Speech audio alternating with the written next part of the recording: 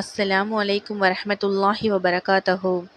Talha பின் Ubaidullah ரலியல்லாஹு அன்ஹு அவர்கள் கூறியதாவது, ஒரு கிராமவாசி தலைவிரி கோலத்துடன் பயணம் முடித்த கையோடு அல்லாஹ்வின் தூதர் நபிகள் நாயகம் ஸல்லல்லாஹு அலைஹி வஸல்லம் அவர்களிடம் வந்தார்.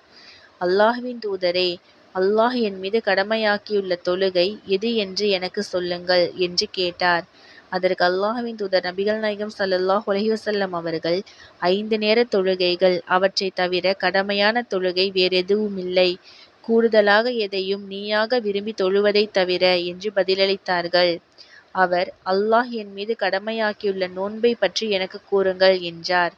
ரமலான் மாத நோன்பு, அதைத் தவிர கடமையான நோன்பு வேறெதுவுமில்லை, கூடுதலாக ஏதேனும் நீயாக விரும்பி நோற்பதைத் தவிர என்று பதிலளித்தார்கள்.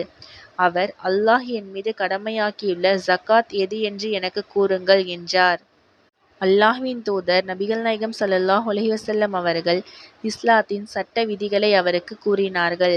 அப்போது அவர், சத்தியத்தைக் கொண்டு உங்களை கண்ணியப்படுத்திய இறைவன் மீது ஆணையாக, நான் கூடுதலாக எதையும் செய்ய மாட்டேன், அல்லாஹ் என் மீது கடமையாக்கியதில் எதையும் குறைக்கவும் மாட்டேன் என்றார். அப்போது அல்லாஹ்வின் தூதர் நபிகள் நாயகம் ஸல்லல்லாஹு அலைஹி வஸல்லம் அவர்கள், இவர் தாம் கூறுவதில் உண்மையாளராக இருந்தால் வெற்றி அடைந்து விட்டார் என்றும், இவர் தாம் கூறுவதில் உண்மையாளராக இருந்தால் சொர்க்கத்தில் நுழைவார் என்றும் கூறினார்கள்.